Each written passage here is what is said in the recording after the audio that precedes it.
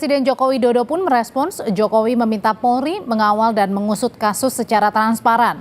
Presiden Jokowi tegaskan sudah meminta kepolisian menangani kasus ini hingga tuntas. Menurut Presiden, perintahnya adalah agar tidak ada yang ditutupi dalam pengusutan kasus. Saya sudah menyampaikan agar kasus itu betul-betul dikawal dan transparan, terbuka semuanya. Tidak ada yang perlu ditutup-tutupi. Kalau ada, ya. Kadif Humas Polri Irjen Sandi Nugroho menjawab polemik terkait dicoretnya 2 nama dari DPO Polda Jawa Barat terkait kasus pembunuhan Vina.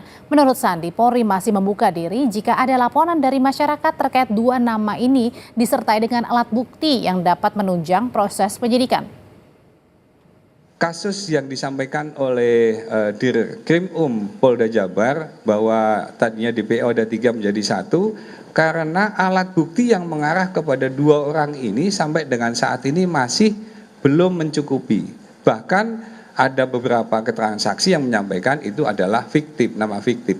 Nah, oleh karena itu masih didalamin, masih dikerjakan. Apabila memang ada keterangan, informasi, tambahan alat bukti, tambahan saksi, ataupun yang lainnya untuk membuat terang benderang tindak pidana ini, tentu saja kepolisian akan sangat berterima kasih.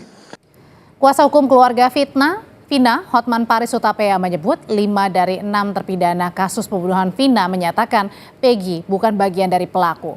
Menurut Hotman, penetapan Peggy sebagai tersangka bukti hukumnya belum kuat. Hotman Paris bilang 6 terpidana kasus Vina kembali di BAP polisi sebelum Peggy tertangkap. Dalam BAP, 6 dari 5 terpidana menyebut Peggy bukanlah pelakunya. Hanya 1 terpidana yang mengatakan Peggy sebagai pelaku pembunuhan Vina. Hotman meminta polisi benar-benar menyelidiki kasus pembunuhan Vina dan tidak terburu-buru menetapkan tersangka. Keluarga Vina juga mengaku kecewa dengan sikap polisi yang menghapus 2 DPO lainnya. Kalau kami mengatakan bukti hukumnya belum begitu kuat untuk menyatakan Peggy ini sebagai tersangka DPO. Kenapa? Karena 5 dari terpidana yang sama-sama mengaku melakukan tidak membantah Peggy terlibat. Jadi 6 orang terpidana itu sudah di BAP dalam minggu-minggu ini. BAP baru ya. 5 mengatakan Peggy tidak terlibat, hanya 1 yang mengatakan terlibat. Ya, itu dia.